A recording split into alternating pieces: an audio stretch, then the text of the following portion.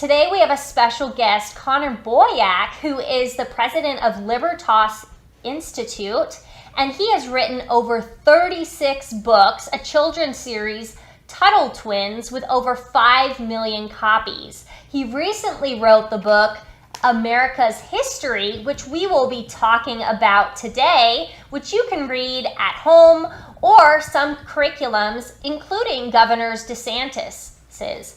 So, Connor, what do you have to say about what Governor DeSantis just showed us in that video? Well, I think what Governor DeSantis is pointing to is a discontent that so many parents are feeling right now, that they can't trust what their children are learning in school. They don't know what agendas are being pushed inside the classroom when the door is closed. They don't even know if they can trust the curriculum and the textbooks anymore. And so what we're finding is that a lot of the kind of teacher training colleges are pumping out these left-leaning teachers who see their classroom as a platform, not as a forum for even discourse for people to engage in at various ages. And so, especially when it comes to American history, the textbooks that are out there are really doing a poor job. They're only teaching kids names and dates and battles and facts and all kinds of superficial stuff. They're not teaching kind of the inspiring ideas, the stories, the classical liberal values that the founding fathers had.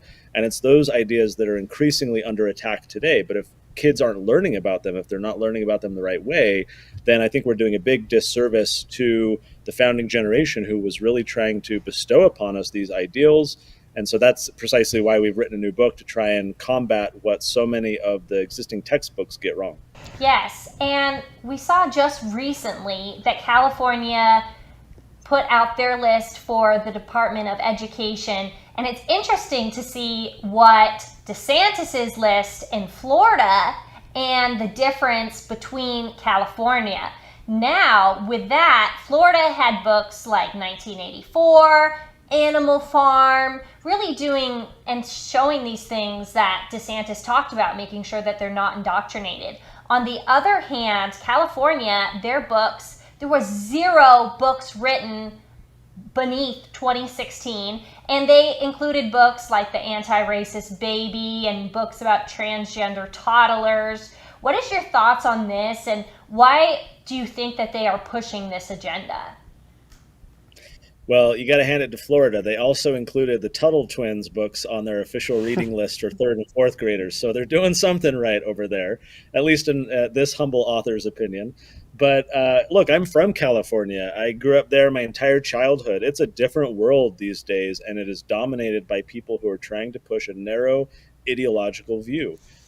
Florida is doing it much better, but not, to the best degree that they can. Parents have to realize that when you entrust the education of your children during the most formative years to the government, whether it's a more conservative government or a more liberal government, there's going to be a particular bias. There's going to be various agendas.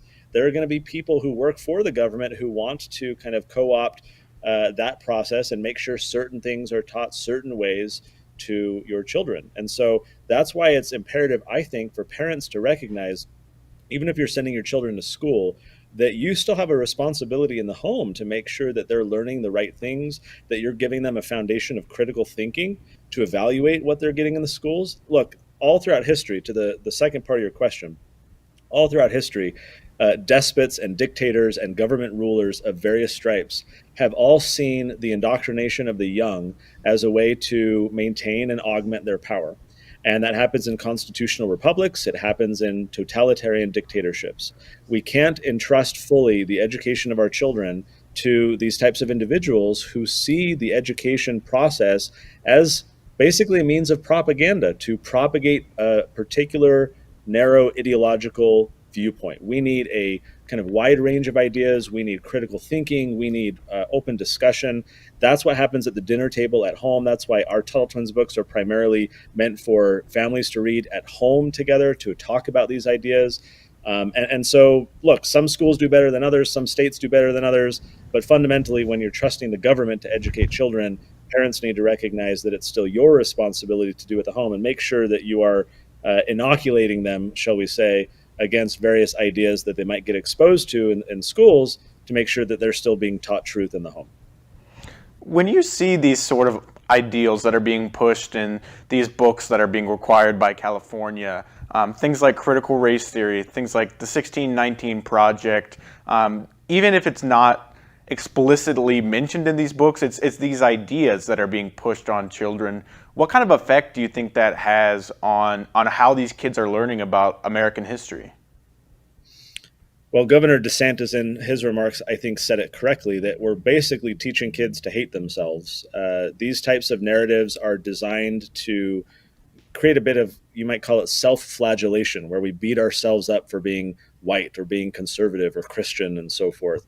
History is all about setting a narrative that helps us understand who we are today. Here's an example. I was bullied as a kid a lot in high school. I was a late bloomer. I was very short.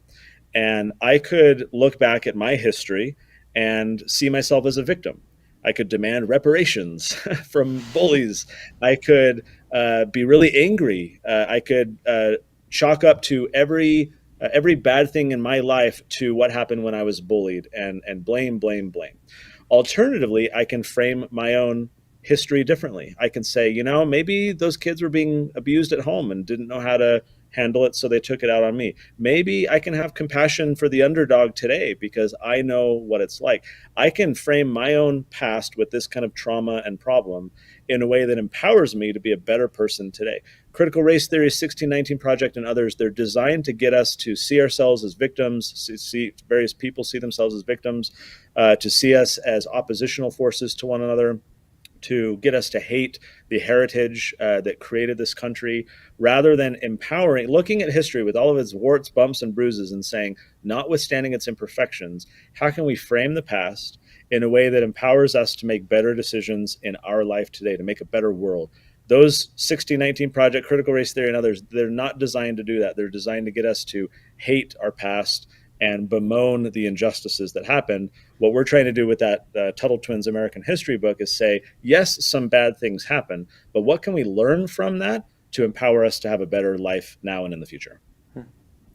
Today's youth support socialism more than any other generation. You said that we have a problem with empowering these children. Do you think that they support socialism because they have not been empowered, and so they see the power coming from the government to come help them?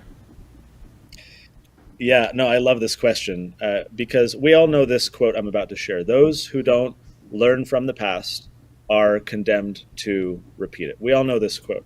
Well, a couple years ago, I bought a whole bunch of textbooks like this one, these fat, thick textbooks that we used as kids. And I've got a bunch sitting here on my desk. And we looked through these books to say, how are kids being taught about the past? Because if we don't understand the past, we're going to repeat its mistakes. That's why kids today support socialism, is they've never really been taught about its destructiveness, about its past occurrences, about what it looks like here, even in America, so that they can learn from those mistakes and stop them from repeating today. So we read through all these social studies books. How are they talking about history? How are they teaching kids about these ideas, the various ideologies? They all failed. These books just teach kids so-and-so wrote a letter to so-and-so, and on this date, this battle happened, and they marched from here to here, and they used these types of, cannons. Like, big whoop. I mean, those things are interesting, and maybe you can win a game at Jeopardy or something if you know all these little factoids, but that information does not help us avoid the ideological kind of challenges of our day. They don't help us understand the politicians today, the various leaders, the deceptions that there exist in the media and so forth. And so what we're trying to do with our book, with the Tuttle Twins America's History book, is to create a history book that, yes, talks about what happened, but more importantly, one that helps explain why those events matter to our world today and what we can learn from them so that we stop repeating the mistakes of the past. I really believe that the reason why so many kids support socialism today is because they're not being taught history right. They hate their social studies classes. They hate, like I did when I was young, memorizing all these names and dates and stuff, only to have to regurgitate them for a test and then forget them. And so history is boring to these kids. They don't see the importance of learning from what happened 2 centuries ago and applying it today. We're just not teaching them that way. It's a total failure of the textbooks that are out there in our estimation, and that's exactly why we've created this new book. So your book goes from 1215 to 1776. Why did you decide to go so far back in history and choose that timeline? Well, the running joke on my team is that we're going to do a marketing project for this book and call it the 1215 project rather than the 1619 project. And we went back there because that's when the Magna Carta was created. That's kind of the proto-constitution. If we want to understand, America's founding, we have to understand all the events that led up to it. So we go back to the 1200s also to talk about Marco Polo and the Silk Road. You had all these people trading, and it was amazing, this explosion of trade, which led to exploration. These people would set sail on these voyages to other side of the world in search of spices and treasure that they could bring back to the Silk Road and trade. It was that exploration that led to colonization, which led to America. And so if we want to understand America's story, it's not 1619 and slavery. It's the 1200s with trade, human flourishing, people trying to improve their lives through barter and trade and buying and selling and exploring the world around them. It was the spirit of the 1200s that carried forward to what became America as the product of this exploration. And so we like framing history that way, to say the real story of America is human flourishing, people trying to go create a better life for themselves. Yes, they had problems. Yes, they did things wrong in some respects, but we can still learn from the good, understand the bad, and try and apply it to our present today. And that's what our hope is with our Tuttle Twins book, is that we're empowering kids to draw those lessons from the past and say, what does it mean for me today? Absolutely. I know we got to let you go here in a second. I want to ask one last question. You've been talking about the issues with public schools, the ways that they're teaching things, particularly in blue states like California. You've been a big proponent of micro schools, which is a new thing that's kind of gaining traction. Can you kind of explain a little bit what that is and maybe why it's could be a better alternative than a public school? Well, a micro school is fundamentally a one-room schoolhouse. It could be just one teacher with a handful of kids using various curriculum or systems. There's a wide variety of options within micro schooling. But think of the teachers the good teachers who sign up to teach. They just want to help kids. They want to inspire kids. They find themselves in the middle of this bureaucracy with this top-down common core standard mandates tying their hands. Their job is more about classroom management rather than teaching and inspiring kids. So micro schools for teachers help fulfill the vision that so many of them sought after. And that is, I just want to teach to a bunch of kids. And when they sit down with 8, 10, 15, 20 kids in their little, one-room school, or some do it online, they can do it very affordably because they're not having to fund all this bureaucracy and everything on top of them. They can earn more than they were working in public school. They can have a direct connection with the parents who employ that teacher so that there's more accountability and more communication. It's a huge win-win for a lot of teachers and parents out there. And so post-pandemic, where we had Zoom schools and everyone was homeschooling for a little while, micro schools have really emerged from these like pandemic pods that we used to call them, where a lot of teachers are seeing this is a better option for them. And I think it's good because to the extent that you have these top-down mandates and these centralized schools, that's when they become a problem, when someone can co-opt one process and then affect, thousands or tens of thousands of kids. But this is effectively the decentralization of education by having this kind of diaspora of micro schools all across the country where teachers and students are more closely connecting. Parents are a part of the process as well. So I'm actually very hopeful for the future of education in America precisely because of movements like micro schooling to better empower kids and help teachers do what they sought out to do in the first place, which is actually inspire these kids to love learning. I know that I'm definitely going to be giving your book to my nephews who are going to love it. Where can our viewers find your book, and do you have any other products or curriculum that you offer? So this book is at uttletwinscom/history. And when you're at uttletwins.com, we've got tons of stuff. We've got books for toddlers, little board books like the ABCs of Liberty. We've got books for teenagers. We've got everything in between, curriculum, games, a cartoon.